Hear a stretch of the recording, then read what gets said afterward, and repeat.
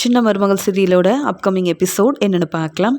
இங்கே சேதுவும் தமிழ் செல்வியும் 6 மாதத்துக்கு ஒன்று சேர்ந்து தான் வாழணும் அப்படின்னு கோர்ட்டில் ஜட்ஜமாவே தன்னுடைய முடிவை சொல்லிட்டு இங்கே சேதுவும் தமிழ் செல்வியும் இப்போ பிரிய வாய்ப்பில்லை. ஏன்னா சேது தமிழ் செல்வி கூட வாழ விருப்பமே இல்லைன்னு சொன்னாலும் தமிழ் செல்வி நான் கண்டிப்பாக சேதுவுக்கு டிவோர்ஸ் கொடுக்க மாட்டேன், என் வாரிசுக்காக என் முடிவை நான் மாற்றிக்கவே மாட்டேன்னு ரொம்பவே உறுதியாக இருக்கிறதுனால சேது இங்கே தமிழ் செல்வி உங்கள் வீட்டில் இருக்கலாம், இல்லை நீங்கள் தமிழ் செல்வியோட வீட்டில் இருக்கணும். ஆனால் 6 மாதம் ஒத்துமையாக நீங்கள் வாழணும். நீங்கள் அதுக்குள்ளே புரிஞ்சுக்கிட்டு மனசு மாறினா ரொம்ப நல்லது. ஆனால் உங்கள் முடிவில் நீங்கள் மாறாமல் 6 மாதமும் இருந்தால் அதுக்கப்புறமா நீங்கள் பிரியலாமா வேண்டாமான்னு அப்புறமா இதை பற்றி பேசிக்கலாமே அப்படின்னு சொல்லிடுறாங்க. என்னால் இந்த தமிழ் செல்வி கூட ஒன்று சேர்ந்து வாழவே முடியாதுன்னா இவங்க என்ன இப்படி ஒரு முடிவை சொல்லிட்டாங்கன்னு பேரதிர்ச்சியோடு நிற்கிறாரு சேது. நான் அப்படியே 6 மாதம் தமிழ் செல்வி கூட ஒன்றா ஒரே வீட்டில் வாழணுன்னாலும் வசந்தி அந்த செல்லப்பாண்டின்னு இவங்க எல்லாரும் இருக்கிற வீட்டுக்கு என்னால் போகவே முடியாது அப்படின்னு சேது சொல்ல, உடனே தமிழ் செல்வி நான் உங்கள் வீட்டுக்கு வர தயாராக இருக்கேன். உங்கள் கூட ஒன்று சேர்ந்து வாழ்கிறதுக்கோ உங்கள் மனசை மாற்றுறதுக்கோ இல்லை, என் பக்கம் இருக்கிற நியாயத்தை புரிய வைக்கிறதுக்காகவும் உங்கள் வாரிசை தான் நான் சுமக்கிறேன்னு நீங்கள் சீக்கிரமாக புரிஞ்சுக்கணுன்றதுக்காகவும் தான். மற்றபடி உங்கள் மேலே பெருசாக அக்கறையோ பாசமோ எனக்கு புதுசாக இனி வரப்போகிறதில்ல. ஏன்னா நீங்கள் சந்தேகப்பட்டு எல்லாரும் முன்னாடி என்னை ரொம்ப அவமானப்படுத்தியிருக்கீங்க. அதெல்லாம் தப்புன்னு சீக்கிரமாகவே நீங்கள் புரிஞ்சுப்பீங்க. நானே உங்கள் வீட்டுக்கு வரேன் அப்படின்னு சொல்லிட்டு அங்கேருந்து போகிறாங்க தமிழ் செல்வி. இந்த தமிழுக்கு ரொம்பவே திமிரு அதிகமாயிருச்சு. என் வீட்டுக்கு தானே வர, உன்னை எப்படி வீட்டை விட்டு வெளியில் அனுப்பணும்னு எனக்கு தெரியும்டி. உன் குடும்பத்தால் நாங்கள் அவமானப்பட்டது போதாதுன்னு இப்போ இப்படி ஒரு முடிவு கிடைச்ச உடனே ரொம்ப சந்தோஷமாக என் வீட்டுக்கு வரியா? உன்னை மட்டும் இல்லை, அந்த வாரிசையும் நான் ஏற்றுக்க போகிறதே கிடையாது. நீ என்ன செய்கிறன்னு நான் பார்க்குறேன் அப்படின்னு சேதுவும் ராஜாங்கத்தோட வீட்டுக்கு கிளம்பி போகிறாரு. அங்கே நடந்த எல்லாத்தையும் அப்பத்தா தெரிஞ்சுக்கிறாங்க, ரொம்ப சந்தோஷப்படுறாங்க. அப்போ என் பேத்தி நம்ம வீட்டுக்கு வரப்போகிறாளா?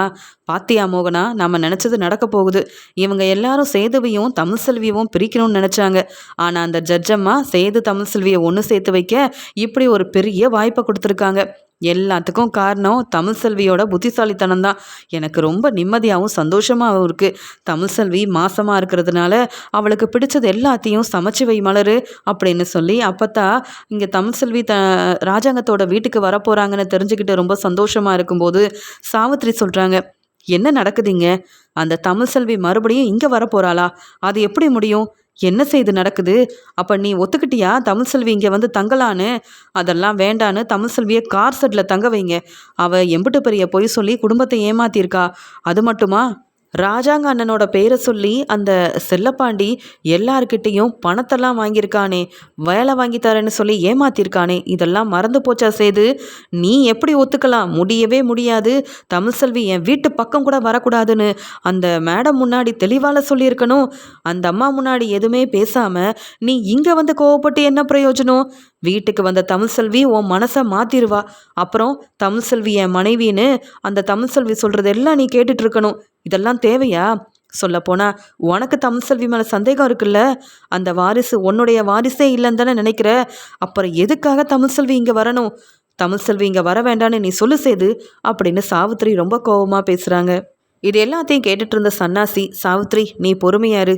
சேது தன்னுடைய முடிவை ரொம்ப தெளிவாக அங்கே அந்த அம்மா முன்னாடி சொல்ல, அவங்களும் சரி 2 பேரும் சமாதானமாக பேசுனீங்கன்னா 2 பேரோட முடிவும் ஒரே மாதிரி இருந்தால் பிரியறதுக்கு வாய்ப்பு இருக்குன்னு தான் சொன்னாங்க. ஆனால் தமிழ் செல்வி தான் சேதுவுக்கு டிவோர்ஸ் தர மாட்டேன், நான் மாசமாக இருக்கேன், என் வாரிசுக்கு சேது பதில் சொல்லணும்னு ரொம்ப பிடிவாதமாக இருக்காளே, அப்புறம் என்ன செய்ய முடியும்? அதான் இப்படி ஒரு முடிவு கிடச்சிருக்கு. இதில் நாம் தலையிட்டா பிரச்சனை வரும். தமிழ் செல்வி அதுக்கப்புறம் வீட்டுக்குள்ளேயே விட மாட்டேங்கிறாங்கன்னு கம்ப்ளைண்ட் கொடுத்தா எல்லாரும் அவங்க முன்னாடி அவமானப்பட்டு தலை குனிஞ்சு நிற்கணும். அதுக்கு பேசாமல் அங்கே என்ன முடிவு சொல்லியிருக்காங்களோ அதே மாதிரி தான் நம்ம எல்லாரும் நடந்துக்கணும். இல்லைன்னா பிரச்சனை சேதுக்கு மட்டும் இல்லை, ராஜாங்க அண்ணனுக்கும் தான். அவர் வேற பெரிய பொறுப்பில் இருக்கிறதுனால இதெல்லாம் நம்ம சொல்கிறதெல்லாம் சரிப்பட்டு வராது. மறுபடியும் கார் செட்டில் தங்க வச்சா பிரச்சனை அதிகமாயிரும். நீ அமைதியாரு சாவித்ரி அப்படின்னு சொல்ல, உடனே ராஜாங்கமும் ஆமாம், நான் இப்படி ஒரு முடிவு கிடைக்கும்னு எதிர்பார்க்கவே இல்லை. எப்படியும் சேது விருப்பப்பட்ட மாதிரி தமிழ் செல்வியை பிரிஞ்சு வாழ்வான். இங்கே சேதுவுக்கு ஏற்ற மாதிரியே ஒரு நல்ல பொண்ணாக பார்த்து கல்யாணம் பண்ணி வைக்கலாம். சேது சந்தோஷமாக தன்னுடைய வாழ்க்கையை ஆரம்பிப்பான் அப்படின்லாம் நான் நினச்சிட்டு இருந்தேன். ஆனால் மறுபடியும் தமிழ்செல்வி இந்த வீட்டுக்கு வருவான்னு நான் எதிர்பார்க்கவே இல்லை அப்படின்னு ராஜாங்கம் ஒரு பக்கம் கோபமாகவும் இங்கே சேதுவோட வாழ்க்கையை நினச்சி ரொம்பவே மனவேதனையோடையும் பேசிகிட்டு இருக்கிறாரு. இது எல்லாத்தையும் கேட்டுட்டு இருந்த ஈஸ்வரி சொல்கிறாங்க, ஆமாம் மாமா, நானும் அப்படி தான் நினச்சேன். இந்த தமிழ்செல்வியை மட்டும் சேது பிரிஞ்சாச்சுன்னா நம்ம சொந்தத்திலேயே ஒரு நல்ல பொண்ணாக பார்த்து சீக்கிரமாக சேதுக்கு கல்யாணம் பண்ணி வைக்கலான்னு எனக்கு தெரிஞ்சவங்க கிட்டலாம் சொல்லி வச்சேன். ஆனால் இப்படி ஆயிடுச்சேன்னு சொல்ல உடனே சாவித்திரி ஈஸ்வரி கிட்ட சொல்கிறாங்க, எதுக்கு, ஏன் வெளியில் வேற ஏதாவது ஒரு பொண்ணை பார்த்து கல்யாணம் பண்ணி வைக்கணும்? என் பொண்ணு தாமரையே சேதுவை தான் நினச்சிட்ருக்கா. என்னைக்கு சேதுவும் தமிழ்செல்வியும் பிரிவாங்க, மாமா மாமா என்னை கல்யாணம் பண்ணிப்பாருன்னு ஆசையாக காத்துட்ருக்க தாமரையை விட்டுட்டு வெளியில் பொண்ணு பார்த்து சேதுவுக்கு கல்யாணம் பண்ணி வைக்கணுமா? என்னென்ன இதெல்லாம்னு கேட்க, அதான் இதெல்லாம் நடக்காதுன்னு தெரிஞ்சு போச்சுல்ல, இனி சேதுவுக்கு இன்னொரு கல்யாணம் செஞ்சு வைக்கணுன்றதை பற்றி பேச வேண்டாம். தமிழ்செல்வி இந்த வீட்டுக்கு வந்தால் இன்னும் நிறைய பிரச்சனை வரும், அதெல்லாம் எப்படி சமாளிக்க போகிறேன்னு தான் தெரியலன்னு ராஜா அங்கே பேச உடனே சேதுவும், அப்பா அப்படி எந்த பிரச்சனையும் இனி வர நான் விட மாட்டேன்ப்பா. அந்த தமிழ்செல்வியவும் நான் ஏற்றுக்க போகிறதில்ல. அவள் வாரிசுன்னு சொல்கிற எதையும் நான் கண்டிப்பாக ஒத்துக்க போகிறதும் இல்லை. அவள் சொல்கிறது எல்லாமே பொய்ன்னு தெரிஞ்சதுக்கப்புறமா நான் எப்படிப்பா தமிழ்செல்வியால் உங்களுக்கு பிரச்சனை வர விடுவேன், பார்த்துக்கலாம்ப்பா அப்படின்னு சொல்லிட்டு தமிழ்செல்வி வீட்டுக்கு வர்றதுக்கு முன்னாடியே எல்லாரும் இப்படி பேசிகிட்டு இருக்கிறாங்க ராஜாங்கம் வீட்டில். தமிழ்செல்வியும் அங்கே ராஜாங்கம் வீட்டுக்கு வராங்க. அப்பத்தா, வா தமிழ், நீ வருவேன்னு உனக்காக உன் மாமியார் என்னெல்லாம் சமைச்சு வச்சுருக்கா தெரியுமா? உனக்கு பிடிச்ச மாதிரி. அதுவும் நீ மாசமாக இருக்கியா, உன்னை பக்கத்தில் வச்சு நல்லா பார்த்துக்கணுன்னு உன் மாமியார் காலையிலேருந்து சமைச்சிட்ருக்காங்க அப்படின்னு சொல்லும்போது, அப்பத்தா, நான் மறுபடியும் இங்கே வருவேன்னு எதிர்பார்க்கல. என் அம்மா அப்பான்னு எல்லாரும் ஆசைப்பட்டாங்க உங்கள் பேரன் சேது கூட நான் சந்தோஷமாக வாழணும்னு.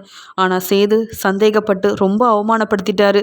இந்த வீட்டில் மற்ற எல்லாரும் என் மேலே ரொம்ப கோபமாக இருப்பாங்க. ஆனால் நீங்கள் வந்த உடனே என்கிட்ட சிரித்து பேசுனதை பார்க்க கொஞ்சம் நிம்மதியாக இருக்குன்னு சொல்ல, நீ பெரிய டாக்டர் ஆக போகிற, நீ தப்பு செஞ்சு பொய் சொல்லி தப்பு செஞ்சுருந்தாலும் இப்போ தான் நீ உண்மையாகவே மாசமாக இருக்கியே, அது போதாதா? அது மட்டும் இல்லை, உன்னை நான் நல்லா கவனிச்சுக்கிறேன். உன்னை மட்டும் இல்லை, இந்த வீட்டோட வாரிசையும் இனி எப்படி பார்த்துக்க போகிறோன்னு பாரு. நீ நல்லா ரெஸ்டடு, ஆரோக்கியமாக சாப்பிடு. காலேஜுக்கு போகணும்னு சொல்லி சாப்பிடாமலாம் இருக்கக்கூடாது. படிப்பு ஒரு பக்கம் இருந்தாலும் இந்த வீட்டோட வாரிசு மேலேயும் உனக்கு கவனம் இருக்கணும். உனக்கு என்ன வேணும்னு மட்டும் சொல்லு.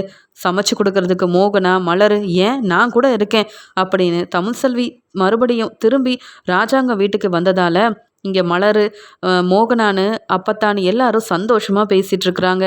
சித்ரா தாமரைன்னு 2 பேருமே தமிழ்செல்வி வீட்டுக்கு வந்ததை சாவித்திரி ஈஸ்வரின்னு எல்லார்கிட்டேயும் சொல்கிறாங்க.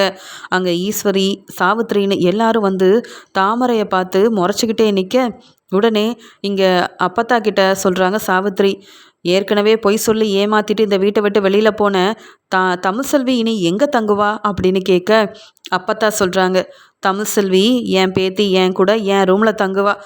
என்ன தமிழ்செல்வி நல்லா பார்த்துப்பா. இந்த வீட்டோட வாரிசையும் என் பேத்தி தமிழ்செல்வியவும் நானும் நல்லா பார்த்துப்பேன். ஏன் மறுபடியும் கார் செட்டில் தங்க வைக்கலான்னு திட்டம் போடுறிய சாவித்திரி? நடக்கவே நடக்காது. பொய் சொல்லி இந்த குடும்பத்தை ஏமாத்தின நீயே இந்த வீட்டில் இருக்கும்போது இந்த வீட்டோட வாரிசு சேதுவோட வாரிசை உரிமையோடு சுமந்துட்டுருக்க தமிழ்செல்வியை நான் கார் செட்டுக்கு அனுப்புவேனா? நீ என்ன நினச்சாலும் அது நடக்காது. நீ வா தமிழ், நான் உன்னை பார்த்துக்கிறேன்னு அப்பத்தா இங்கே தமிழ்செல்விக்கு சப்போர்ட் பண்ணி தன்னுடைய ரூமுக்கே கூட்டிகிட்டு போகிறதெல்லாம் பார்த்துட்டு இங்கே அப்பத்தாலாம் ரொம்ப சந்தோஷப்படுறாங்க. ஈஸ்வரிக்கும் சாவித்திரிக்கும் ரொம்ப கோபம் வருது. என்ன செய்ய, அந்த கார் செட்டில் தான் தமிழ்செல்வி தங்கணும், இல்லை இந்த வீட்லேயும் இருக்கக்கூடாது. இல்லைனா மறுபடியும் இந்த வீட்டோட சின்ன மருமகளாக எல்லா உரிமையும் இருக்குன்னு இவ சேது மனசை மாற்றிடுவாளே அப்படின்னு யோசிக்க ஆரம்பிக்கிறாங்க. தமிழ்செல்வி எப்பயும் போல் காலேஜுக்கு கிளம்புறாங்க. உடனே மோகனாவும், தமிழ்செல்வி நீ முன்ன மாதிரிலாம் இல்லை, இப்போ நீ உனக்காக மட்டும் இல்லை உன் வாரிசுக்காகவும் ஆரோக்கியமாக சாப்பிடணும் அப்படின்னு சாப்பாடெல்லாம் நல்லா அவங்களுக்கு பிடிச்ச மாதிரி செஞ்சு கொடுக்குறாங்க. உடனே தமிழ்செல்வி சொல்கிறாங்க, அத்தை நீங்கள் எனக்கு மாமியாராக கிடைக்க நான் கொடுத்து வச்சுருக்கணும். சொல்லப்போனால் இந்த வீட்டு மருமகளாக உங்களை உட்கார வச்சு நான் தான் சமைச்சு கொடுக்கணும். இங்கே என்னத்தை என்னை பார்த்து பார்த்து இதெல்லாம் சமைச்சு கொடுத்துட்ருக்கீங்கன்னு கேட்க, நீ காலேஜில் படிக்க போகிற, வீட்டு வேலையும் செஞ்சுட்டு உன்னால் எப்படி படிப்பில் கவனம் செலுத்த முடியும்? அது மட்டும் இல்லை, அப்பப்போ உனக்கு மயக்கம் வருது, உன்னால் உன்னையே கவனிச்சிக்க முடியலையே. நீ நல்லா படித்து முன்னேறணும். சேதுவோட மனைவின்ற பெருமையும் பாராட்டும் எங்களுக்கு கிடைக்கணும். அதுக்காகவாது இதெல்லாம் நாங்கள் செஞ்சு கொடுக்க வேண்டாமா அப்படின்னு பாசமாக ரொம்ப அக்கறையோட தமிழ்செல்விக்கு இதெல்லாம் செஞ்சு கொடுத்து காலேஜுக்கு அனுப்பும்போது அங்கே சேது, என்னம்மா இதெல்லாம், என்ன தமிழ்செல்வி நானும் ஒரே வீட்டில் இருக்கணும்னு சொன்னதுக்காக இந்த தமிழ்செல்வி இந்த வீட்டில் இருக்கட்டுமேன்னு நான் ஒத்துக்கிட்டேன். அதுக்காக ரொம்ப தலையில் தூக்கி வச்சு கொண்டாடுறீங்க இந்த தமிழ்செல்வியை. இவ செய்யாத வேலை இல்லை, சொல்லாத பொய் இல்லை. என்ன நினச்சிட்டு இருக்கீங்க? இவ என்னவோ காலேஜில் போய் ரொம்ப நல்லா படிக்கிறதா நினச்சி சாப்பாடெல்லாம் சமைச்சு கொடுக்குறீங்க, ஆரோக்கியமாக இருக்கணும்னு பேசிகிட்டு இருக்கிறீங்க. இவளுக்கெல்லாம் ஃப்ரெண்டுங்க கூட பேசுகிறது, அப்பப்போ தான் ஸ்கூலில் படித்த ஃப்ரெண்டுங்க கூடலாம் பேசுகிறது, இதுதான் வேலையை தவிர்த்து இவெல்லாம் படிக்கவா போகிறா?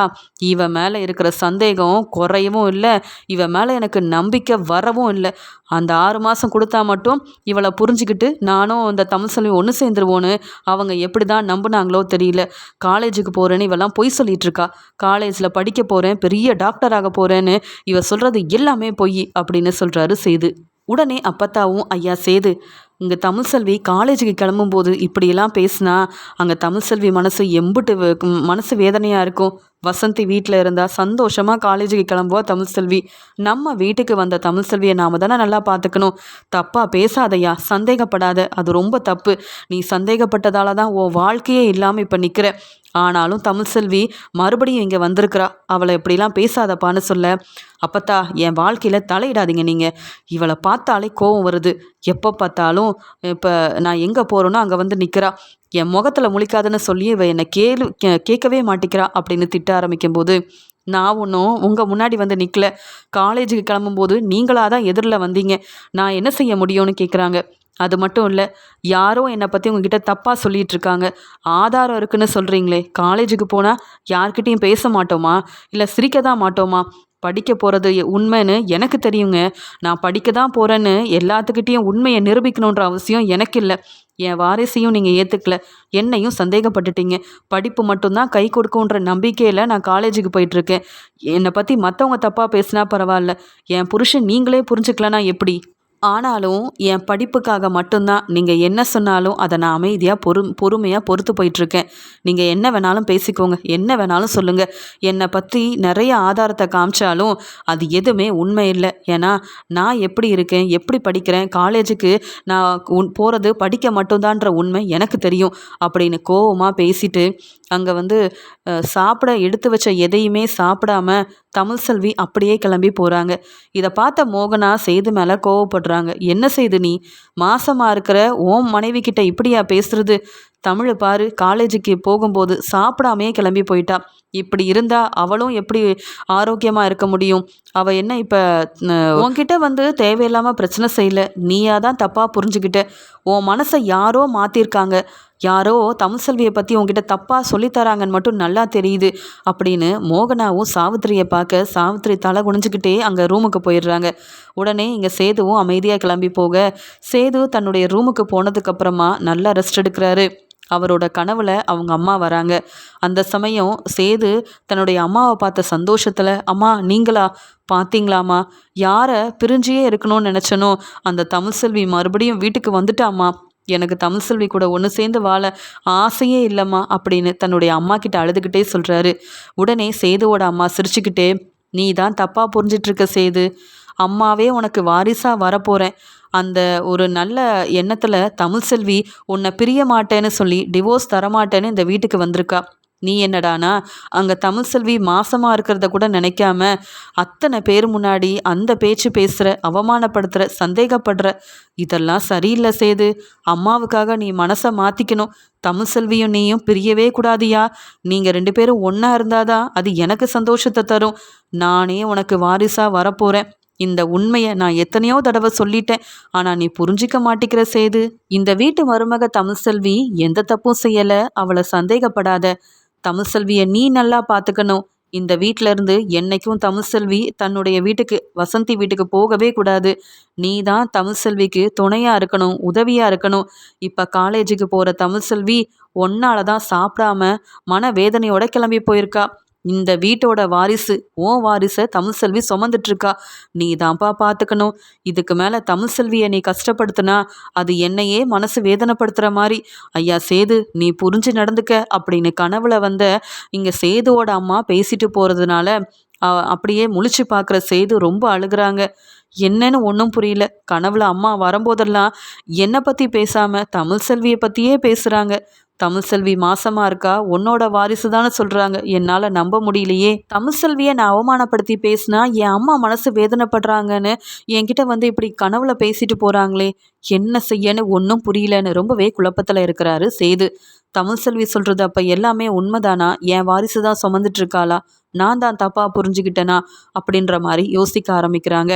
எப்படியோ இன்னும் 6 மாதம் இருக்குல்ல, அதுக்குள்ளே என்ன ஏதுன்ற உண்மையை கண்டுபிடிச்சி என் அம்மா கனவுல வந்து சொன்ன மாதிரி உண்மையாகவே தமிழ்செல்வி என் வாரிசை தான் சுமக்கிறான்னு தெரிஞ்ச கண்டிப்பாக தமிழ்செல்வியை ஏற்றுப்பேன்.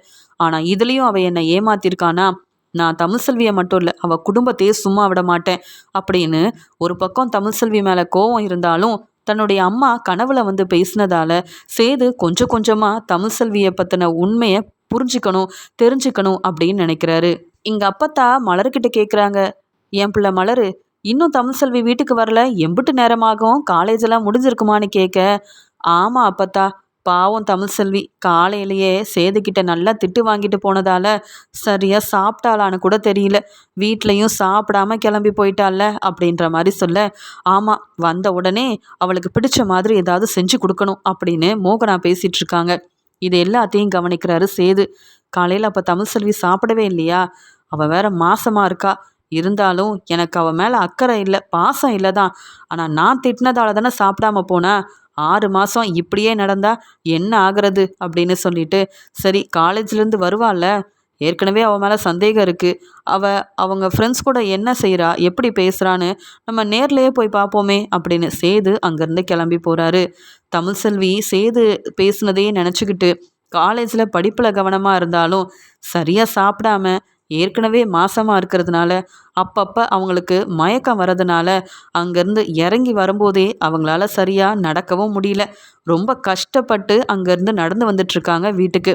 அந்த சமயம் ஆறுமுகமும், அண்ணே அங்கே பாருங்க அண்ணி வராங்க, நீங்கள் கொஞ்சம் போய் பேசுங்களேன், நீங்கள் பேசினா எல்லாம் சரியாயிரும், அண்ணி மேலே தப்பு இருக்க வாய்ப்பு இல்லை, நம்ம தமிழ் கண்டிப்பாக தப்பு செஞ்சுருக்க மாட்டாங்க அப்படின்னு சொல்ல, சரி இரு அப்படின்னு அங்கே தமிழ்செல்வியை வீட்டுக்கு கூட்டிகிட்டு போகலாமா அப்படின்ற மாதிரி யோசிச்சுட்டு இருக்கும்போதே அங்கே மயங்கிடுறாங்க தமிழ்செல்வி. இதை பார்த்துட்டு ஆறுமுகம், அண்ணே பாருங்களேன் அங்கே தமிழ்செல்வி மயங்கிட்டாங்க அப்படின்னு சொல்ல, ரொம்பவே தமிழ்செல்வி மேலே கோவமாக இருந்த இங்கே சேது மனம் மாறுற மாதிரி தமிழ்செல்வி மேலே அக்கறை வருது, பாசம் வருது, தமிழ்செல்வி மயங்கிட்டாளே அப்படின்னு உடனே பக்கத்தில் போய் அவங்க தண்ணியெல்லாம் தெளித்து தமிழ்செல்விக்கு தண்ணி கொடுத்து அவங்கள என்னாச்சு தமிழ் என்ன அப்படின்னு கேட்கும்போது தமிழ் மெதுவாக கண்முழிச்சு பார்க்க சேது இருக்கிறத பார்த்துட்டு பேரதிர்ச்சியோட என்ன எனக்கு ஒன்றும் புரியல என்னாச்சு அப்படின்னு கேட்க, நீ முதல்ல வா அப்படின்னு சொல்லி உடனே தமிழ்செல்வியை தன்னுடைய கார்லேயே ஹாஸ்பிட்டலுக்கு கூட்டிகிட்டும் போகிறாங்க. இங்கே தமிழ்செல்வியால் சரியாக பேசவும் முடியல, அவங்க சரியாக சாப்பிடவும் இல்லாததுனால எங்கே போகிறோன்னு கூட தெரியாமல் அங்கே காரில் இருக்காங்க. ஹாஸ்பிட்டலுக்கு கூட்டிகிட்டு போனேன் இங்கே சேதுவும் தமிழ்செல்வியை டாக்டர்கிட்ட கூட்டிகிட்டு போயிட்டு நடந்த எல்லாத்தையுமே சொல்கிறாரு. தமிழ்செல்வி மாசமாக இருக்கான்னு சொல்ல, எத்தனை மாதம் ஆகுதுன்னு கேட்குறாங்க. ஆனால் சேதுவுக்கு எதுவுமே தெரியல. என்ன சேது, நீங்கள் தானே தமிழோட வீட்டுக்காரரு, எத்தனை மாதம் ஆகுது, அவங்க என்னென்ன சாப்பிட்டாங்க, எல்லாத்தையும் விசாரித்தா ஒன்றும் தெரியாமல் அப்படியே நிற்கிறீங்க, என்ன நடக்குதுங்க? தமிழ்செல்வி மேலே அக்கறை இருக்குல்ல உங்களுக்கு, அவங்க மாசமாகணும்னு ஆசைப்பட்டீங்கல்ல, இப்போ மாசமாக இருக்கும்போது கவனிக்காமல் இருந்தா எப்படி அப்படின்னு கேட்க, உடனே தமிழ்செல்வியும் அங்கே அவங்க எத்தனை மாதம் என்ன சாப்பிட்டாங்க, ஏன் அவங்களுக்கு இப்படி ஆகுதுன்னு ஒவ்வொன்றும் சொல்கிறாங்க. எனக்கு என்னன்னே தெரியல, சாப்பிடவும் பிடிக்கல, நான் சாப்பிடவும் இல்லை, அதனால் இப்படி மயக்கம் வந்துருச்சு டாக்டர், சரியாக என்னால் எந்த வேலையும் செய்ய முடியல, படிக்க கூட முடியல அப்படின்னு சொல்லி இங்கே எல்லாத்தையும் சொல்ல சேதுவை தனியாக கூப்பிட்டு டாக்டர் பேசுகிறாங்க. சேது, நீங்கள் இப்போ அப்பான்ற பொறுப்பில் இருக்கிறீங்க, தமிழ்செல்வி சரியாக சாப்பிடலைன்னா நீங்கள் தான் சாப்பிட வைக்கணும், அவங்க எம்புட்டு தூரம் படிக்க போகிறாங்க, என்ன மாதிரியே ஒரு டாக்டர் ஆக போகிறாங்க, அது உங்களுக்கு பெருமை தானே, மற்றவங்க எல்லாரும் உங்களை மதிப்பாக பார்ப்பாங்க, ஆனால் நீங்கள் என்ன தமிழ்செல்வியை கண்டுக்காமல் அவங்கள பற்றி எதுவுமே தெரிஞ்சுக்காமல் இருக்கீங்க, நீங்கள் இப்படி இருப்பீங்கன்னு நான் எதிர்பார்க்கவே இல்லை சேது, எனக்கு ரொம்ப கஷ்டமாக இருக்குது.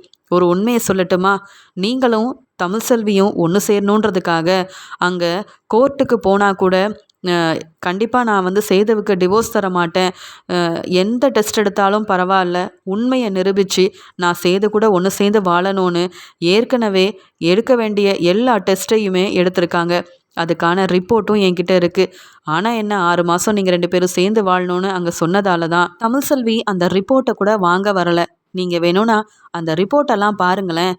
தமிழ்செல்வி உங்கள் வாரிசை தான் சுமந்துட்டுருக்காங்க. இதில் எப்படிங்க நீங்கள் சந்தேகப்படுவீங்க? உங்கள் மனைவியை சந்தேகப்பட்டா அதை உங்களையே நீங்கள் சந்தேகப்படுற மாதிரி தானே. அது மட்டும் இல்லாமல் உங்கள் அம்மாவே உங்களுக்கு வாரிசாக வரப்போகிறாங்க. அந்த சந்தோஷத்தோட தமிழ்செல்வியை நீங்கள் எப்படி பார்த்துக்கணும்? தலையில் தூக்கி வச்சு கொண்டாட வேண்டாமா? இப்படியா அவங்கள கஷ்டப்படுத்துறது? அவங்க காலேஜுக்கு போகும்போது நீங்களே கூப்பிட்டு போய் விடலாம். அவங்களுக்கு தேவையானதெல்லாம் நல்லா சாப்பிட வைக்கலாம். அவங்க ஆரோக்கியமாக இருந்தாதான் உங்கள் வாரிசாக வரப்போகிற உங்கள் அம்மாவும் ஆரோக்கியமாக இருப்பாங்க. என்ன செய்து நான் சொல்கிறதெல்லாம் புரியுதா? அப்படின்னு டாக்டர் இந்த உண்மை எல்லாத்தையும் தமிழ்செல்வி கிட்ட சொல்கிறதுக்கு முன்னாடியே அந்த ஆதாரத்தெல்லாம் இங்கே சேதுக்கிட்ட காமிச்சு இத்தனை நாள் செய்து சந்தேகப்பட்டதுக்கு முற்றுப்புள்ளி வைக்கிறாங்க டாக்டர். டாக்டர் காமிச்ச ஆதாரத்தை பார்த்த சேது கண்கலங்கி அழ ஆரம்பிக்கிறாரு. அப்போ என் அம்மாவே வாரிசாக வரப்போகிறாங்களா? தமிழ்செல்வியை நான் சந்தேகப்பட்டது தப்பா? அப்போ இவங்க காமிக்கிற இந்த ஆதாரம் எல்லாமே உண்மைதானே? இத்தனை நாள் தமிழ்செல்வி உண்மையாகவே மாசமாக தான் இருக்காளா? மறுபடியும் இந்த சொத்துக்காகவும் பணத்துக்காகவும் என் வீட்டுக்கு மருமகளாக வர ஆசைப்பட்டு பொய் சொல்கிறாளான்னு சந்தேகப்பட்டுட்டு இருந்தேன். ஆனால் இன்னைக்கு நான் டாக்டர் முன்னாடி தலை குனிஞ்சி அவமானப்பட்டு நிற்கிறேன். ஏன்னா இங்கே தமிழ்செல்வி சொன்னது எல்லாமே உண்மை. ஏன் வாரிசை சுமந்துட்டுருக்க தமிழ்செல்வியை கண்டுக்காமல் அவமானப்படுத்தி சந்தேகப்பட்டு எம்புட்டு பெரிய தப்பு பண்ணிட்டேன். நான் தான் தமிழ்செல்வியை பக்கத்துலேருந்து கவனிக்கணும். அந்த பொறுப்பில் இருந்து நான் கொஞ்சம் அமைதியாகவே இருந்துட்டேனே, என் பொறுப்பை நான் சரிவர செய்யாமல் இருந்துட்டேனே அப்படின்னு சொல்லி அந்த டாக்டர் கொடுத்த ஆதாரத்தை கையில் வாங்கின சேது ரொம்பவே அழுகிறாரு. இங்கே உடனே டாக்டரும் சேதுவை பார்த்து சொல்கிறாங்க, இனியாவது நீங்கள் மனசு மாறி உண்மை தெரிஞ்சதால தமிழ்செல்வியவும் ஏற்றுக்கணும், உங்கள் வாரிசையும் நீங்கள் ஏற்றுக்கணும். இதுக்காக தான் நான் தமிழ்செல்வியை வர வைக்கணும், இதை பற்றி பேசணும்னு நினச்சேன். இன்றைக்கி தமிழ்செல்வியை கூட்டிகிட்டு நீங்களே வந்ததால் நான் இதெல்லாம் உங்ககிட்ட முதல்ல சொல்ல வேண்டியதாயிருச்சு. தமிழ்செல்வி ரொம்ப நல்ல பொண்ணு. உங்கள் குடும்பத்துக்கு மேலே அவ்வளோ மரியாதை வச்சுருக்கிறா. அது மட்டும் இல்லை, ராஜாங்க ஐயா தலை குனியக்கூடாதுன்னு தான் அப்பாவையே போலீஸில் மாட்டி விட்டு உங்கள் பக்கம் இருக்கிற நியாயத்தையும் உண்மையவும் நிரூபித்த தமிழ்செல்வி மேலே இப்படி சந்தேகப்பட்டா சரியில்லை செய்து. நீங்கள் தமிழ்செல்வியை விரும்பி கல்யாணம் பண்ணியிருக்கீங்க. ஆனால் தமிழ்செல்வி அங்கே பெரிய தப்பு பண்ணிட்டான்னு சந்தேகப்படுறீங்க. தமிழ்செல்வி எந்த தப்பும் செய்யலை, உங்களை மட்டுமே நம்பிட்டு இருக்கா. உங்கள் வாரிசு சுமந்துட்டு இருக்க தமிழ்செல்வியை இனி நீங்கள் நல்லா பார்த்துக்கணும். தமிழ்செல்வி எந்த மாசத்துல இருக்காங்க, என்னென்ன சாப்பிட்றாங்கன்றத அடுத்த தடவை நீங்கள் தமிழ்செல்வியை கூட்டிகிட்டு வரும்போது நான் கேட்பேன். நீங்கள் தான் பதில் சொல்லணும், சரியா? இப்போ உங்களுக்கு சந்தேகம் இல்லைல்ல? சந்தோஷமாக தமிழ்செல்வியை கூட்டிகிட்டு போங்க. இனி தமிழ்செல்வி நல்லா சாப்பிட்டாலே தமிழ்செல்வியும் உங்கள் வாரிசும் ரொம்ப ஆரோக்கியமாக இருப்பாங்க. புரியுதில்ல நான் சொல்கிறதுன்னு இங்கே சேதுக்கிட்ட சொல்ல, அவ்வளோ நேரம் கண்கலங்கி தான் செஞ்ச தப்பை நினச்சி அழுதுட்டு இருந்த சேது சந்தோஷமாக தமிழ்செல்வியை ஏற்றுக்க முடிவெடுக்கிறாரு. இங்கே டாக்டர் தமிழ்செல்வி கிட்ட சொல்கிறாங்க, தமிழ்செல்வி எதுக்கும் கவலைப்படாதீங்க, நீங்களும் என்ன மாதிரியே பெரிய டாக்டராக தான் போகிறீங்க. சேது இனி உங்களை நல்லா கவனிச்சுப்பாரு, உண்மையை நான் சொல்லியிருக்கேன்னு சொல்லும்போது, புரியல டாக்டர் அப்படின்னு சொல்ல, நீங்கள் ஆரோக்கியமாக தான் இருக்கிறீங்க, ஆனால் சரியாக சாப்பிடணும், சரியா அப்படின்னு சொல்லிட்டு அங்கேருந்து அனுப்ப, சேது அவ்வளோ நேரம் இங்கே தமிழ்செல்வியை புரிஞ்சிக்காததுனால கண்டுக்காமல் இருந்த சேது தமிழ்செல்வியை மெதுவாக தன்னுடைய காருக்கு கூப்பிட்டு போகிறாரு. இங்கே ஆறுமுகம் வீட்டுக்கு போனதை பார்த்துட்டு தமிழ்செல்விக்கிட்ட சேது பேசுகிறாரு. தமிழ் என்னை மன்னிச்சிரு அப்படின்னு சொல்ல, என்ன பேசுகிறீங்க? காலையில் அந்த திட்டுனீங்க, அந்த பேச்சு பேசுனீங்க, நான் சாப்பிடாம கூட போனேன், அதனால தான் எனக்கு இப்படி மயக்கமே வந்தது அப்படின்னு சொல்ல, இல்லை என் தப்பு தான், என் வாரிசை சுமக்கிற ஒன்றை நான் எப்படி பார்த்துருந்துருக்கணும், உன்னை பற்றி எதையும் தெரிஞ்சிக்காம சந்தேகப்பட்டது என் தப்பு தானே, நான் புரிஞ்சுக்கிட்டேன் அப்படின்னு சொல்ல, எப்படி உங்களுக்கு இதெல்லாம் தெரியும்? இப்போ மட்டும் புதுசாக அக்கறை வந்த மாதிரி என்னவோ இப்போ தான் இந்த உண்மைலாம் தெரிஞ்ச மாதிரி பேசுகிறீங்க, நான் அப்பத்துலேருந்து இதை தானே சொல்லிகிட்டு இருக்கேன்னு சொல்லும்போது, நான் சந்தேகப்பட்டதுனால தான் இத்தனை நாள் உன்னை பிரிஞ்சு இருந்தேன், டாக்டர் மூலமாக உண்மையை தெரிஞ்சுக்கிட்டேன்னு சொல்ல, அப்போ இந்த உண்மையை தெரிஞ்சுக்கணுன்னா மற்றவங்க தான் இதெல்லாம் உங்களுக்கு சொல்லணுமா, உங்களுக்கா எதுவுமே தெரியாதா அப்படின்னு கேட்டு அழுகிறாங்க தமிழ்செல்வி. உடனே சேதுவும், அதுதான் நான் செஞ்ச பெரிய தப்பு, நீ சொன்னப்பவே உண்மையை நம்பியிருக்கணும், நீ பொய் சொன்னதை என்னால் தாங்கிக்க முடியல, என் அம்மாவே எனக்கு வாரிசாக வரப்போகிறாங்கன்னு நினச்சி நான் ஏமாந்ததால் இப்படி தேவையில்லாத வேலையை செஞ்சிட்டேன், என்னை மன்னிச்சிரு அப்படின்னு சொல்லி அழுகிறாரு. இப்போவும் உங்கள் அம்மாவே உங்களுக்கு வாரிசாக வரப்போகிறாங்கங்க, நான் உண்மையாகவே உங்கள் வாரிசை தான் சுமக்கிறேன்னு சொல்ல எனக்கு தெரியும், நான் பெரிய தப்பு பண்ணிட்டேன் தமிழ்செல்வி, நல்ல வேலை அங்கே 6 மாதம் நீ என் கூட ஒரே வீட்டில் இருக்கணும்னு அவங்க சொன்ன முடிவு ரொம்ப நல்லதுக்கு. அதனால தானே எங்கள் வீட்டுக்கு நீ வந்த. இப்போ பாரு, உன்னை பற்றி நான் உண்மையை புரிஞ்சுக்கிட்டேன். நீ எங்கேயும் போக வேண்டாம், என் கூட அதே வீட்டில் சந்தோஷமாக இருக்கணும் அப்படின்னு சொல்லி மனசு மாறின செய்து மன்னிப்பு கேட்டு தமிழ்செல்வி கிட்ட ரொம்ப சந்தோஷமாக பேசுகிறாரு. அப்போ தான் தமிழை நினைக்கிறாங்க, டாக்டர் உண்மையை சொல்லி ஆதாரத்தை காமிச்சிருக்கிறாங்க, அதனால தான் எல்லாத்தையும் புரிஞ்சுக்கிட்டு சேது மனசு மாறியிருக்காருன்னு தமிழ்செல்வி ரொம்ப சந்தோஷமாக இருக்கிறாங்க. அங்கே வீட்டுக்கு சேதுவும் தமிழ்செல்வியும் ஒன்றா வரதை பார்த்துட்டு சாவித்திரிக்கு ஒன்றுமே புரியல. எப்பயுமே அப்பத்தாவோட ரூமில் இருக்கிற தமிழ்செல்வியை சிரிச்சு சிரிச்சு பேசிக்கிட்டே சேது தமிழ்செல்வியை தன்னுடைய ரூமுக்கு கூட்டிகிட்டு போகிறத பார்த்துட்டு அப்பத்தா, மோகனா, மலர் எல்லாருக்கும் புரியுது சேது மனசு மாறிட்டாரு. 2 பேரும் ஒன்று சேர்ந்து வாழணும்னு முடிவெடுத்துட்டாங்கன்னு சந்தோஷப்படுறாங்க. சாவித்திரியால் தாங்க முடியல. தாமரை ரொம்ப அழுகிறாங்க. என்னம்மா இது, வந்த 2-3 நாளையில் இந்த தமிழ்செல்வி இப்படி சேதுவோட மனசை மாற்றி இடம் பிடிச்சிட்டாலேம்மா. இங்கே சேது மாமா தமிழ்செல்விக்கு எல்லா உரிமையும் இருக்குன்னு தன்னுடைய ரூமுக்கு கூட்டிகிட்டு போகிறாங்களே அப்படின்னு சொல்லி அழ ஆரம்பிக்கிறாங்க. உடனே சாவித்திரியும், நில்லு சேது, என்ன நடக்குது இங்கே? நீ தமிழ்செல்வியை பிரிஞ்சு வாழணும்னு நினச்சல, இப்போ என்ன தமிழ்செல்வியை உன்னோட ரூமுக்கு கூட்டிகிட்டு போகிற அப்படின்னு கேட்க, எல்லார் முன்னாடியும் ராஜாங்க முன்னாடியும் சேது தன்னுடைய முடிவை சொல்கிறாரு. தமிழ்செல்வி என் மனைவி, அவள் இருக்க வேண்டியது என்னுடைய ரூமில், எல்லா உரிமையோடையும் சின்ன மருமகளாக இந்த வீட்டில் தான் இனிமேல் இருப்பா. என் வாரிசை சுமந்துட்டுருக்க தமிழ்செல்வியை நான் விட்டு கொடுக்க மாட்டேன். என் அம்மாவே எனக்கு வாரிசாக வரப்போகிறாங்க. உண்மையெல்லாம் தெரிஞ்சதுக்கப்புறமா அப்பத்தாவோட ரூமில் எதுக்கு தமிழ்செல்வி இருக்கணும்? அதனால தான் நான் மனசு மாறிட்டேன். இனி தமிழ்செல்வி இந்த வீட்டோட மருமக, என் மனைவி அப்படின்னு சொல்லி பேசிட்டு ரொம்ப சந்தோஷமாக கூட்டிகிட்டு போகிறத பார்த்துட்டு பேரதிர்ச்சியோடு நிற்கிறாங்க ஈஸ்வரி, சாவித்திரி, தாமரன் எல்லாரும். அப்பத்தா, மோகனான்னு எல்லாரும் ரொம்பவே சந்தோஷப்படுறாங்க. ராஜாங்கமும் எப்படியோ சேது மனசு மாறி உண்மையை புரிஞ்சுக்கிட்டு தமிழ்செல்வியை தன்னுடைய மனைவியாக ஏற்றுக்கிட்டு சந்தோஷமாக ஒன்று சேர்ந்து வாழணும்னு முடிவெடுத்துட்டான். அது வரைக்கும் எனக்கு சந்தோஷம்னு நினைக்கிறாரு ராஜாங்கம்.